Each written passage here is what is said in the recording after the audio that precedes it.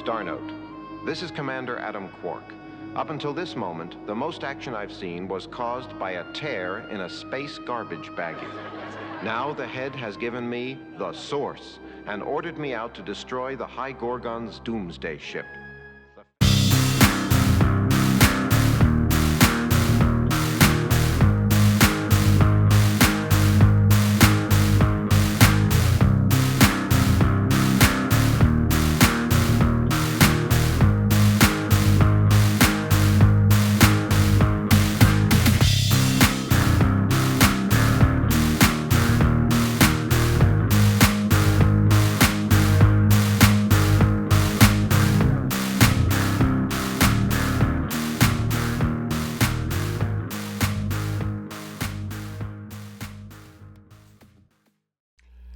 Hey gang, Uncle Todd and Sonny here. And as we open to August, we are taking this month to look at a genre I hadn't really explored that much. Outer space adventures. I think except for Creature a couple years ago, I haven't really done much outer space. Oh sure, I've had some aliens come down to Earth, but never, out in the cosmos. So we're going to start with a very sadly short-lived show called Quark. Now, Quark came about, or is it Quark? Quark. No relation to the character on Star Trek DS9. Back in '77, after Star Wars just took over the pop cultural zeitgeist, sci-fi shows were popping up all over the place. You had Battlestar Galactica. You had a lot of short-lived shows. Several sitcoms for some reason. They really thought that the sitcom in space was really going to be a thing. Because that's what Quark is. Battlestar Galactica, of course, only lasted a famous first season. I mean, it was in trouble almost immediately after the 3-hour, I think, season premiere. And when it went into regular show, ratings just kept dropping, and they tried all those things that you always do when your show's in trouble that never work. Special guest stars like Fred Astaire, and redoing old plots like Shane. Anyway, Quark was one of those non-successful ones. We could get out of that.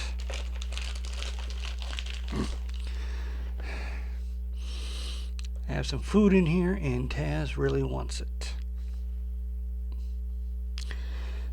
And get rid of that too. His tail knocks everything over. Probably the most successful of the Star Wars inspired shows was Buck Rogers in the 25th Century, which had a great first season, and then they destroyed it in the second season.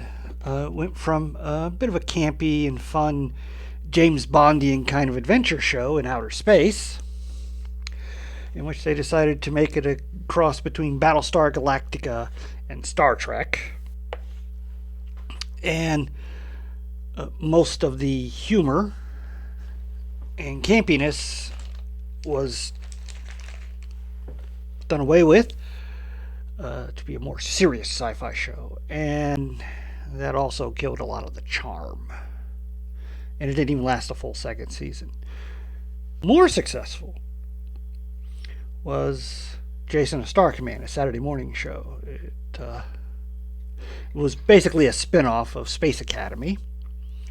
And it had a good first season where it was more of a cliffhanger thing that was part of a show, Tarzan and the Super 7, I believe it was. And then it came out in the second season as a half-hour show. And they almost had a third season, animated. But, because, be cheaper. But that just wasn't in the cards for it. Ow! You gonna make me lock you out? The creator of the show, or I should say co-creator, was Buck Henry. He'd created some other satirical sitcoms like this, most famously Get Smart, which he created with Mel Brooks. And he also created a short-lived science fiction cop show called Holmes and Yo-Yo, in which a incompetent police officer is teamed with a almost slightly more competent android. I loved it as a kid, but again, very short-lived. Now, we're not going to look at the pilot, because the pilot was kind of boring. It spent most of its time introducing the characters and all the sci-fi ship stuff, and the menace that had created was like taken care of in the last 5 minutes. It didn't, and was like almost an afterthought, because they were really interested in just introducing all the goofiness in it. But then when it came to season, they had an hour-long opener, very much inspired by Star Wars. The title of it, May the Source Be With You. Think about that. Now, the star, Richard Benjamin, when he heard about Buck Henry making this, he immediately got in contact with him. He wanted to be a part of it because he really enjoyed working with him earlier. I believe it was on Goodbye Columbus, the adaptation of the Philip Roth novel. We open with what is the name of the space station? Space Station Perma 1. And they have learned of an approaching attack from the evil Gorgons. So, they of course handle this in a completely calm and ordered manner.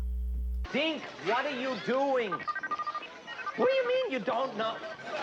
Will you two stop doing that? What do you mean you don't know? Well, you could organize the passenger list. You could hand out weapons. Do something. This is an evacuation, not a picnic. That was Conrad Janis. Most people from my generation remember him very fondly as the father of Mindy on Mork and Mindy. As the evacuation is getting underway, the 3 space captains they have there are called in to be given their assignments from the head. Commander Walker, you will evacuate our leading scientists. Commander Estro, you will evacuate our top secret files. And Quark, you will seek out and destroy the Gorgon Doomsday ship.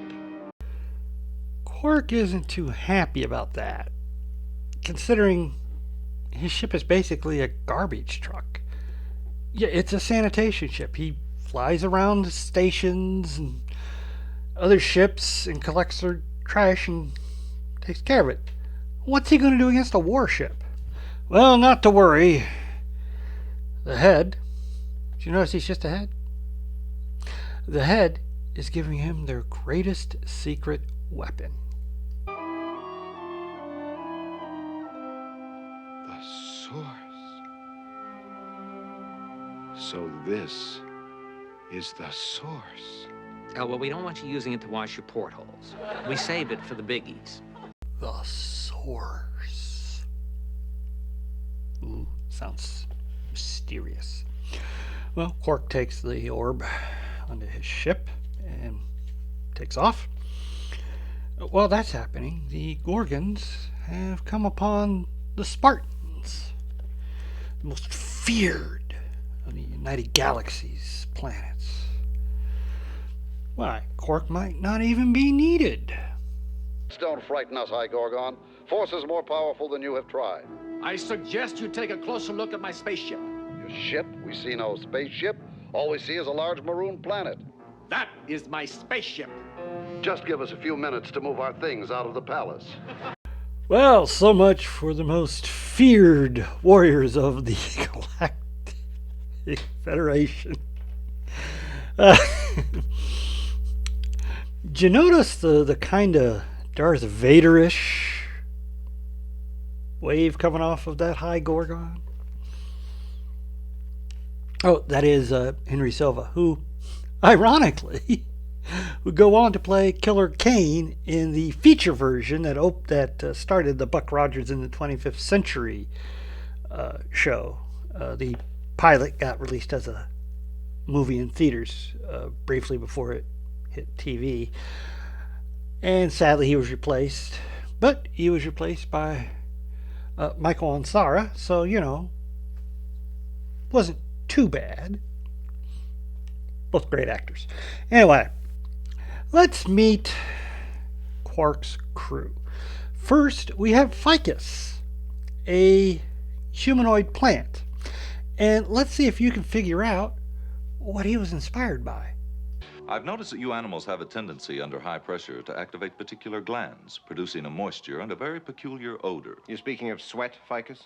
I have heard that terminology used, Commander. And as a plant, you do not sweat, do not feel nervous? Quite the contrary, Commander. We plants never feel pressure. The worst we do is wilt. He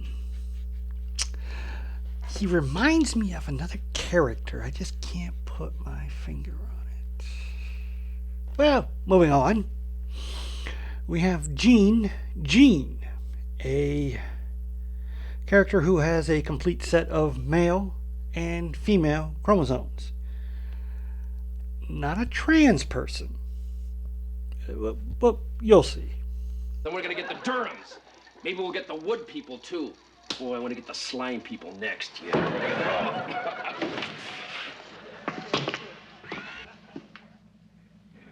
I'm sorry, Commander. I can't get into this mission.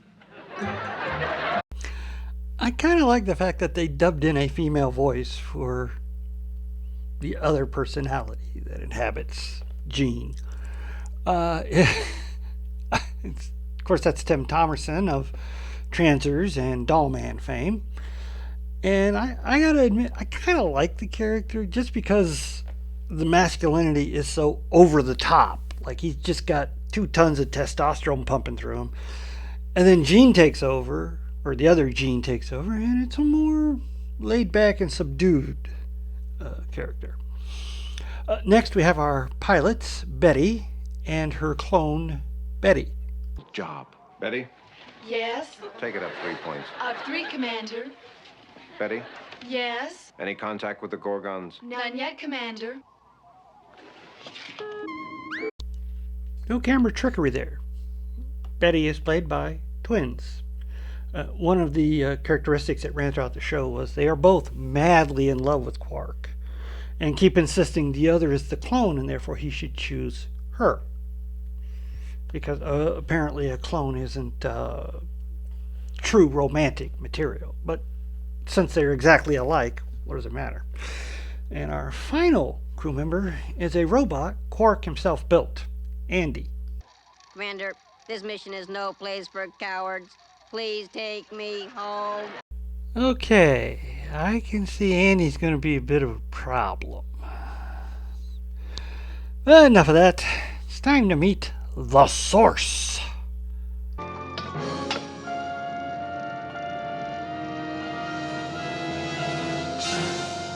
Source? Source? Source? He finally answers, He's been in the orb about 200 years. Takes a little while to wake up. Source? Where are you? I am everywhere and everything. And as everything, how do we use you to defeat the dreaded Gorgons? You must learn to believe in me. Your belief must be complete and genuine. So, of course, to test this theory out, we get a reworking of the Jedi lightsaber training scene from Star Wars.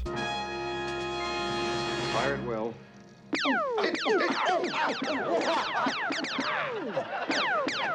That's enough. Apparently, Quark did not believe enough. Let's try it again.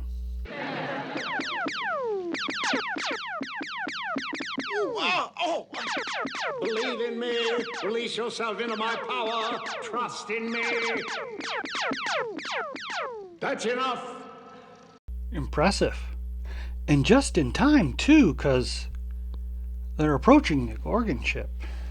And the Source directs them to sneak aboard on the 7th platform. That's where the power of the ship will be. But then there's a little problem with the Source. I had no idea. The High Gorgon's awfully tough. I'm not sure now. What do you mean you're not sure now? I believed in you completely. Well, it's been 200 years since I was last out. You get rusty. You gotta admit, he has a point. Things change in 200 years. Well, they get tractor beam aboard. How similar.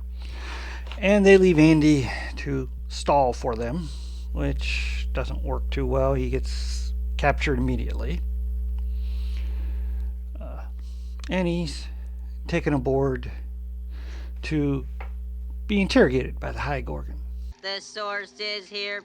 Who controls its power? You're asking me to squeal on a man who built me with his own 2 hands? A man who gave up his lunches in order to get my very parts? A man named Commander Adam Quark? The garbage man. Told you Andy was going to be a problem. Got the information out of him. High Gorgon orders him destroyed. Meanwhile, the Source is having trouble finding his way around the ship. And this is causing him and Quark to argue. Gene gets separated from the group. They come upon a communication kiosk, and they have Betty and Betty stay there to contact Perma 1 to let them know they're aboard ship. Do not capitulate. Going further down into the corridors, they get into a shootout, and Ficus is captured. But eventually, Quark makes it to the source of the Gorgon ship's power, where they run into another problem. Now what do I do? Blow it up. Blow it up with what? Didn't you bring the UTE bomb? What UTE bomb? I told you about the UTE bomb. You never mentioned a UTE bomb. Well, that is a problem. While they're arguing, Quark is spotted. Look out for that guard. Did I take care of that guard? Huh? I can't see. Well, now that is a big problem. Now Quark has to trust the source to get him off that walkway. And what is it with these spaceships that have these weird engineering rooms with flaming pits and monsters and things? I wonder if that's where Galaxy Quest got the idea. And, well, while the source is helping navigate Quark along that narrow path, let's see how the rest of the crew is faring.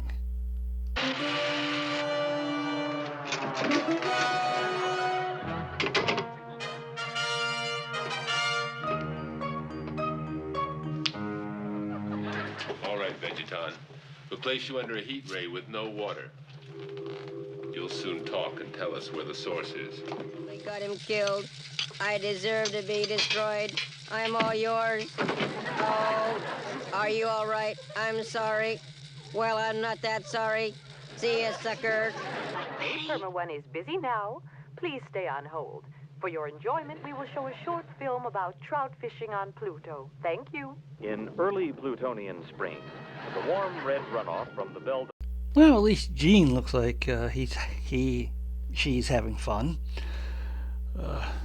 Ficus is in bad shape. Andy has escaped, and Betty and Betty are on hold. First round of business. Once the source has gotten Quark off the narrow ledge there, they have to rescue Ficus. Don't move or I'll disintegrate you. A little more to the right. I mean left. Now, raise your arms quick. Sir, their arms are raised. I know that. Now, untie Ficus. I said untie him. Sir, I am untied. I know that. Good thing they had that water bottle there. Next order of business, they've got to go get some explosives. What was that? We've run into an ambush.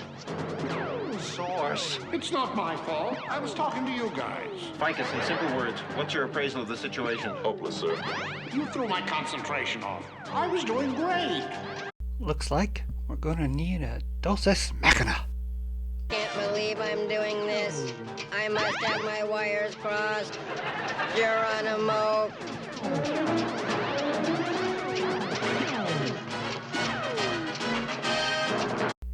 And he saved the day. I'm sure he won't milk that for all it's worth later. Say, I wonder how Betty's doing with that call that's on hold. Ooh, still on hold. Well, Quark, Ficus, and Andy make it to the munitions room where they build a bomb. Quark's vision returns, and every few minutes Andy again tells them how he saved them, and each time he tells it, the number of guards he took out gets bigger.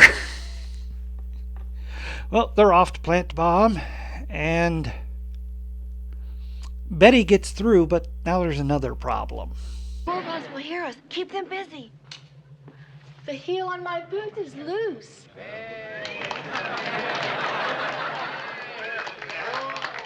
Such a 70s solution to the problem.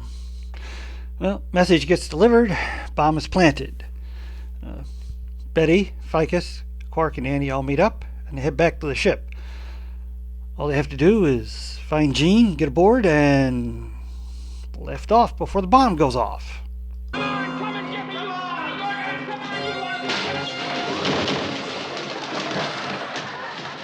Okay, now all they have to do is get aboard and blast off. Gene, you all right? Let's go. The garbage man. That's right, Gorgon.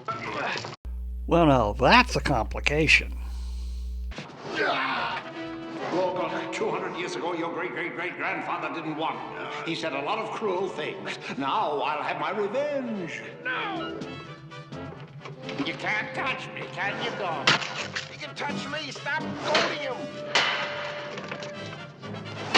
I did it. I defeated Gorgon. I'm unbelievable. You defeated Gorgon. What about me? Well, no time to argue over who did what. Everybody gets aboard the ship, and they get away right before that big Star Wars ending.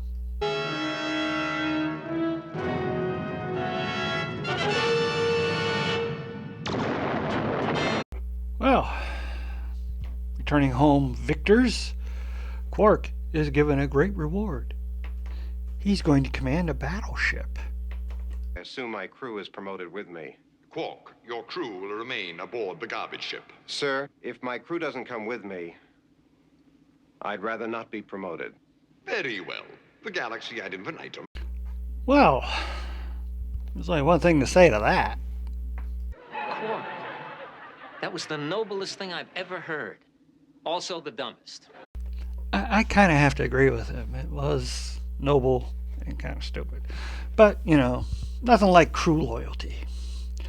Just one last thing to do, and that's to put the source back in its orb.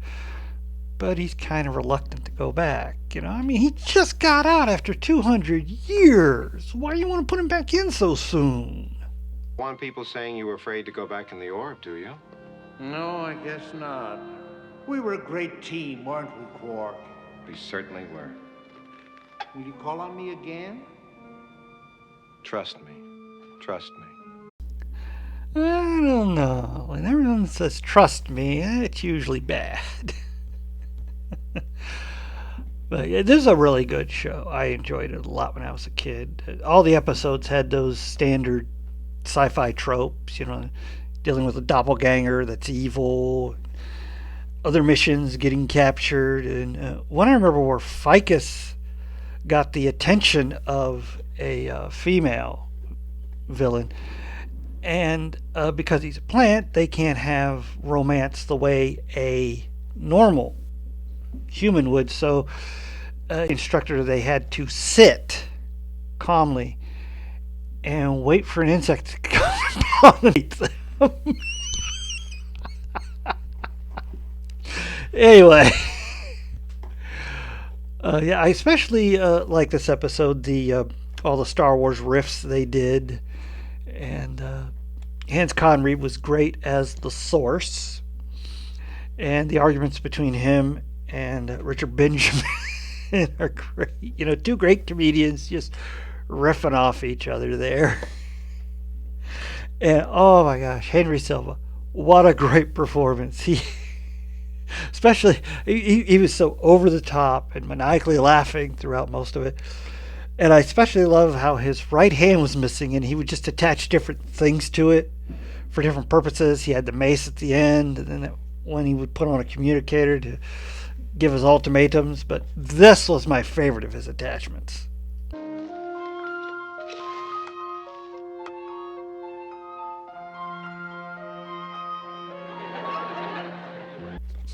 Hey, when you gotta get thoughtful, you need a hand to stroke your chin.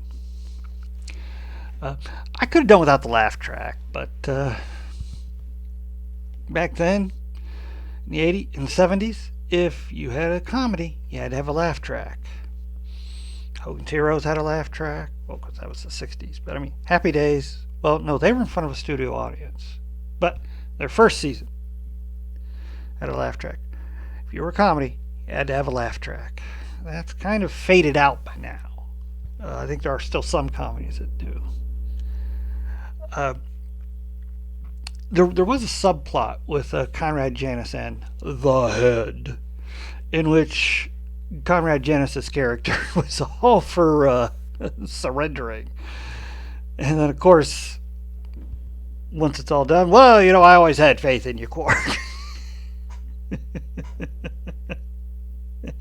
And of course, my favorite character was always Gene. Just as a kid, I just found that hilarious that he would be all uber macho and then revert to being a little more passive, as was the stereotype at the time, making him seem effeminate. But I never found it mean-spirited, and they never went with the trope of him reverting at the worst possible time when they would need his aggression. It was always just, he would occasionally pop over to his other personality, make a few comments, and then pop back. But, of course, it was the 70s, and having a man act effeminate was considered the height of comedy. We're more enlightened now, I believe. But, well, most of us are anyway. Yeah, really funny show, but looked really expensive, especially for what would be a half-hour sitcom, which is probably one of the other reasons it probably didn't last. But for what it was an amusing film or show, and one that could be enjoyed both by adults and kids. There was some sexual innuendo in a lot of it, and of course that would go over your head when you're like 10. So, but unfortunately, I think it was too soon to be putting all those Star Wars shows in. Would have been better to take a few years, let it kind of percolate until people got more used to the science fiction, because it just wasn't that big then. I mean, you've got it everywhere now. How many Star Trek shows have we gotten? Not including the animated version. Still think that one's underrated. I watch that on Saturday mornings. Of course, I watch just about everything on Saturday mornings. I was a bit of a couch potato. Still am. Anyway, this is a good show if you like a lighthearted satire. You might want to check it out. I don't know if it's available on DVD or not, but if you can find it online somewhere, you might want to try a few episodes. Please hit like, share, and subscribe. And as always, stay after the credits for my favorite scene.